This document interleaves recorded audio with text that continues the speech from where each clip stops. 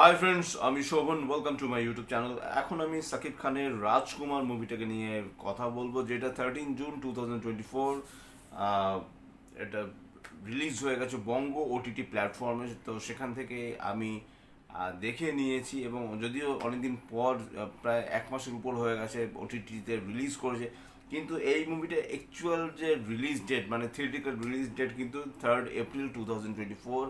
আমি যদি মুভি ডিউরেশনের কথা বলি, 2 ঘন্টা 14 মিনিট প্লাস এই movie duration. Story written and directed by Himel Ashraf, যিনি প্রিয়তমার মতো মুভি করেছেন 2023 সালে। সেখানে কিন্তু সাকিব খানের মানে অ্যাজ এ অ্যাক্টর হিসেবে ছিলেন।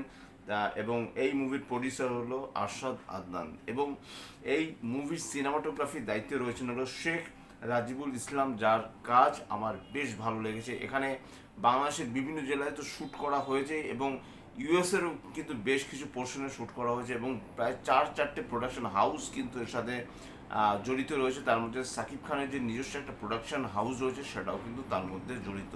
তো এখানে লিড কাস্টে যারা রয়েছে, লিড কাস্ট আমি বলবো না, যাদের কাস্টিং যারা ছাড়া এই মুভিটা করা সম্ভব নয়, তাদের কথা আমি একটুখানি বলে নিচ্ছি। সাকিব খান তো অবশ্যই রয়েছে, এছাড়া রয়েছে Courtney coffee as a actress হিসেবে তাকে দেখা গেছে। খুব সুন্দর তিনি বাংলা বলেছেন, মানে আমেরিকান, সে একজন আমেরিকান এখানে দেখানো হয়েছে, এবং তার বাংলা কথা বলার যে ধরনটা, সেটা কিন্তু আমার ভালো লেগেছে, যদিও তার বডি ল্যাঙ্গুয়েজ বা তার অ্যাক্টিং আমার খুব একটা ভালো লাগেনি। তারপর আমি অবশ্যই মাহির কথা বলবো। আপনারা সবাই জানেন মাহি অ্যাজ এ মানে সাকিব খানের মায়ের ভূমিকায় তিনি অভিনয় করেছেন। তার স্ক্রিন প্রেজেন্স খুব কম, কিন্তু যতটুকু সময় তিনি স্ক্রিনে এসেছেন, রীতিমতো তিনি ফাটিয়ে অভিনয় করেছেন। এছাড়া দিলারা জামান রয়েছিল তার মানে সাকিব খানের ঠাকুমার ভূমিকায়, এবং আহমেদ শরীফ তো রয়েছিলেন, এবং তারিক আনাম খান যথেষ্ট ভালো তার অভিনয়। এখানে সাকিব খানের বাবার ভূমিকায় তিনি অভিনয় করেছেন। ইজাজুল ইসলাম রয়েছে, আরও অনেকে রয়েছে। এবার আমি যদি একটুখানি সিঙ্গারদের পোর্শনটা একটুখানি আসি, সেটা হলো যে অনেকে গান গেয়েছে, বালাম তো দুর্দান্ত রকমের গান গেয়েছে। এছাড়া কোনাল, আলিফ, শামীম হাসান, রিয়াদ, রেহান, রাসুল, প্রত্যেকটা সিঙ্গার খুব ভালো মতো গান গেয়েছে। গান কিন্তু এই মুভির সব থেকে বড় সম্পদ। একটা গান আমার একটুখানি উইক লেগেছে, এবং সেই গানের যে কস্টিউমও আমার অতটা ভালো লাগেনি, যেটা এই মুভির টাইটেল ট্র্যাক। সেই গানটা ছাড়া অন্য অন্য গানগুলো যথেষ্ট ভালো, এবং অ্যাজ এ মিউজিক ডিরেক্টর হিসেবে প্রিন্স মাহমুদ, আকাশ, ইমন চৌধুরী, সাজিদ সরকার প্রত্যেকে যথেষ্ট ভালো। এবার আমি যদি সরাসরি স্টোরিতে আসি, এখানে প্রথমে বাংলাদেশের একটা সিনস রয়েছে, এবং যেই একটা সিন রয়েছে, সিনটা বড্ড বোকা বোকা। যেই সিনটা দিয়ে এখানে শাকিব খানের এন্ট্রি হয়, সেখানে হলো যে শাকিব খানের একজন রিলেটিভ রয়েছে, সে তার গার্লফ্রেন্ডকে ইমপ্রেস করার জন্য মানে খেজুরের মানে গাছে ওঠে ওঠে খেজুরের রস পাড়তে পারার জন্য সে খুব মানে আগ্রহী হয়ে ওঠে, এবং সেই সময় একটা সাপ সেখানে চলে আসে, এবং সেই সাপকে কেউ মারতে পারে না গ্রামের। সেই সময় সাকিব খানের এন্ট্রি হয়, এবং সেই সিনগুলো বড্ড বোকা বোকা, যথেষ্ট ইরিটেটিং, এবং কমিক রিলিফ সেখানে একদমই ছিল না। তারপর থেকে মুভিটা কিন্তু আস্তে আস্তে কিন্তু উঠতে শুরু করে, এবং এই যে এখানে সাকিব খানের নাম থাকে হলো অ্যাকচুয়ালি শামসুল হক।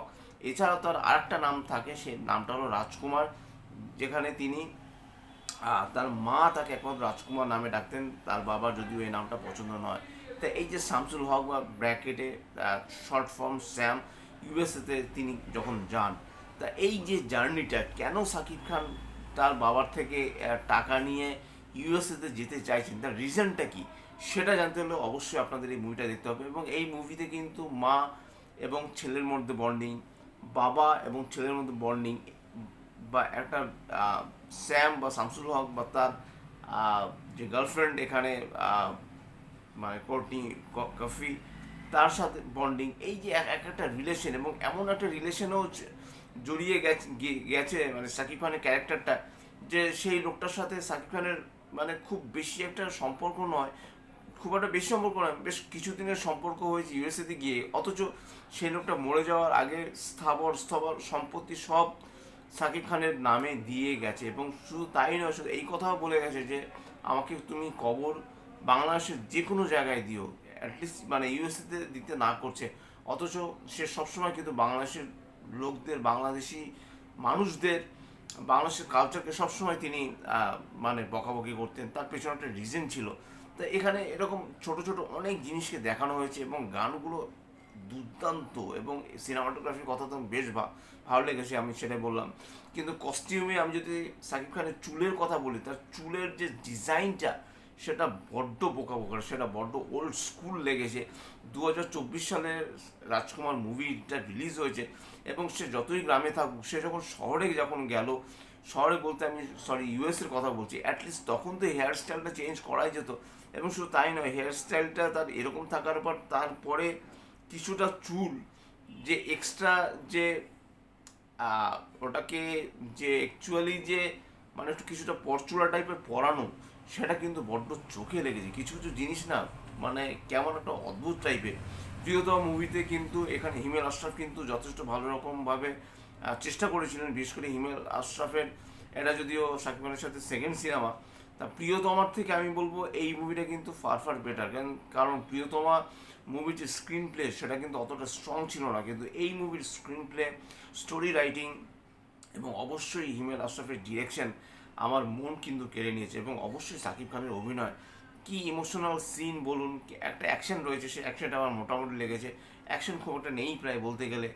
ইমোশনাল সিন বলুন বা অন্য অন্য যে কোনো একটা ক্যারেক্টারের সাথে কথা বলার সিন, বা কর্টনি কফির সাথে তার যখন একটা রোমান্টিক একটা ভাইব তৈরি হয়, সেই জায়গাগুলো প্রত্যেকটা জায়গায় কিন্তু শাকিব খান যথেষ্ট সাবলীল। সে কিন্তু তার জায়গায় কিন্তু চেষ্টা করেছেন, এবং সিনেমাটাকে কিন্তু সে খুব এক হাতে এগিয়ে নিয়ে গেছেন। আমার সিনেমাটা কিন্তু যথেষ্ট ভালো লেগেছে, যথেষ্ট হৃদয় বিদারক সিনেমা। একদম শেষ দৃশ্যে এসে মানে আপনার চোখ থেকে হয়তো বা জল পড়তে বাধ্য হবে এমনভাবে সিনেমার এন্ডিংটা হয়েছে। আমি একদমই আশা করিনি, আমি প্রচণ্ড আশাহত হয়েছি সিনেমার এন্ডিংটা দেখে। এরকম এন্ডিংটা হয়তো বা না করলেই বোধহয় ভালো করতেন ডিরেক্টর, কিন্তু যাই হোক, স্ক্রিন প্লের স্বার্থে, স্টোরির স্বার্থে তো সেটা তো করতেই হয়। তারপরও আমি বলবো যে কোথাও গিয়ে আমার যেন মনে হয়েছে যে রাজকুমার অ্যাজ এ ফিল্ম হিসেবে প্রিয়তমা বলুন বা তুফান বলুন, তার থেকে ফার ফার বেটার। যদিও তুফান আমি কদিন পর দেখেছি, তুফানের পর আমি রাজকুমার দেখেছি, সেই জন্য অ্যাকচুয়ালি আমি কথাটা বলতে বাধ্য হচ্ছি। কোথাও গিয়ে যেন আমার মনে হচ্ছে যে রাজকুমার মুভিটা না এই মুভিগুলো থেকে না অনেকটা এগিয়ে। সামনে শাকিব খানের দরদ সিনেমা আসছে, সেই সিনেমাটা একটা অন্য একটা অ্যাকশন টাইপের একটা মুভি হতে চলেছে। কিন্তু এই মুভির যে জনরা, যে কোন জনরায় যে এই বইটাকে আমি ফেলবো, সেটা না আমি না ঠিক ঠিক বুঝে উঠতে পারছি না। সব মিলেই কিন্তু সিনেমাটা কিন্তু মানে আমার মনে গেঁথে থাকবে এমনভাবে সিনেমাটাকে বানানো হয়েছে। এবং এটা খুব সম্ভবত শাকিব খানের 249 নম্বর সিনেমা তুফান, যেহেতু তুফান 250 নম্বর সিনেমা, ঠিক আগেই রাজকুমার রিলিজ হয়। প্রিয়তমা হলো 248 নম্বর সিনেমা। তো সব মিলিয়ে কিন্তু রাজকুমার একটা অন্য ধরনের সিনেমা। এই সিনেমায় যদিও বেশ কিছু কমিক রিলিফ ছিল না, সেগুলো বড্ড বোকা বোকা, কিছু কিছু জায়গা আবার ভালো। এবং বিদেশে যখন শ্যুট করা হয়েছে সেই জায়গাগুলো, কর্টনি কাফির সাথে যে কথা বলার, তার সাথে যে কনভারসেশনগুলো, সেটাও ভালো। এবং শুধু তাই না, শাকিব খান যখন ইংলিশে কথা বলছিলেন, তার যে ইংলিশ অ্যাকসেন্ট, সেটাও কিন্তু যথেষ্ট মন করে কেড়ে নেওয়ার মতো। যে অতটা ভালো ইংলিশ বলেন, সেটাও কিন্তু এই সিনেমার মাধ্যমে তিনি কিন্তু দেখিয়ে দিয়েছেন। এবং সব মিলিয়ে কোথাও গিয়ে আমার মনে হয়েছে যে রাজকুমার সিনেমাটা কিন্তু সত্যিকার অর্থে, আবারও বলছি, যে এই মুভিগুলো থেকে না কোথাও গিয়ে না অনেকটা এগিয়ে গেছে। এখানে রিলেশনগুলোকে যেভাবে দেখানো হয়েছে, বেশ বেশ এনগেজিং। এবং সিনেমাটা কিন্তু 2 ঘন্টা 14 মিনিট হওয়া সত্ত্বেও বোরিং ব্যাপারটা না সেরকম ছিল না। এই সিনেমার ফার্স্ট হাফটা যেরকম, সেকেন্ড হাফটা কিন্তু ফার্স্ট হাফের থেকে ফার ফার বেটার। আস্তে আস্তে কিন্তু ধীরে ধীরে কিন্তু শাকিব খানের যে ক্যারেক্টারটা বিল্ড আপ হয়েছে, এবং শাকিব খানের সাথে তার ক্যারেক্টারকে সেন্টারে রেখে অন্যান্য যে ক্যারেক্টারগুলোকেও যে ছোটো ছোটো করে দেখানো হয়েছে, সেটাও কিন্তু যথেষ্ট ভালো। তা সব মিলে কিন্তু রাজকুমার সিনেমাটা আমার কিন্তু বেশ বেশ ভালো লেগেছে। আপনারা সিনেমাটা বঙ্গ ওটিটি প্ল্যাটফর্মে পেয়ে যাবেন। এছাড়াও কি করে এই ধরনের মানে মুভি দেখতে হয়, কারণ আপনারা বুঝতেই পারছেন আমাদের দেশে তো আর বঙ্গ ওটিটি প্ল্যাটফর্ম নেই, যেহেতু এটা বাংলাদেশের একটা ওটিটি প্ল্যাটফর্ম।